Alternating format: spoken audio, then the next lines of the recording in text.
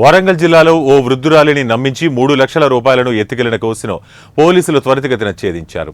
వర్ధన్నపేటకు చెందిన భారతమ్మ అనే వృద్ధురాలు స్టేట్ బ్యాంకులో 3 లక్షల రూపాయలు పెన్షన్ డబ్బులు డ్రా చేసి తీసుకువెళ్తున్న క్రమంలో కడారిగూడెం గ్రామానికి చెందిన బత్తిని విజయకుమార్ అనే వ్యక్తి ఆమెను నమ్మించి మోసం చేశాడు.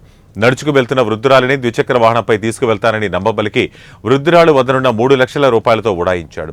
వృద్ధురాలి ఫిర్యాదు మేరకు స్పందించిన పోలీసులు సీసీటీవీ ఫుటేజీ ఆధారంగా నిందితుడిని గుర్తించారు. 2 రోజుల వ్యవధిలో పట్టుకున్నారు. 3 లక్షల రూపాయల నగదు, ఓ ద్విచక్ర వాహనం స్వాధీనం చేసుకున్నారు.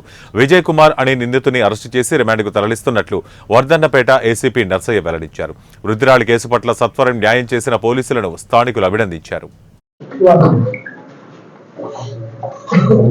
మన ఎస్బీఐ బ్యాంకులో నుంచి వర్ధన్నపేటకు చెందినటువంటి నందనం భారతమ్మ తన పెన్షన్ డబ్బులు ఏవైతే ఉన్నాయో బ్యాంకులో నుంచి 3 లక్షలు డ్రా చేసుకొని తన ఇంటికి వెళ్ళే సమయంలో ఆమెను ఒక వ్యక్తి ఫాలో అయ్యి, నేను అటే వెళ్తున్నాను, మీ ఇంటి దగ్గర దింపేస్తాను అనగానే ఆమె ఆ బండికి వెళ్ళింది.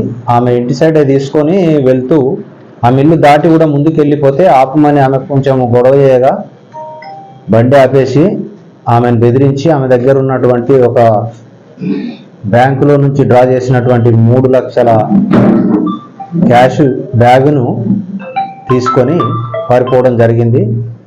దాని మీద పోలీస్ స్టేషన్లో కేసు రిజిస్టర్ చేశాము.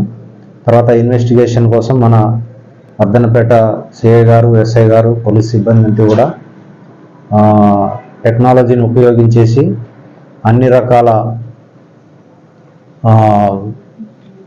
ఇన్వెస్టిగేషన్ పర్పస్లో అన్ని ఏరియాలు తిరిగి చివరికి ఈరోజు కట్యాల బస్టాండ్ దగ్గర ఆ అక్యూజ్డ్ అయితే ఏదైతే ఈ దొంగతనం చేసిండో అతను నాకు నమ్మదగినటువంటి సమాచారం రావడంతో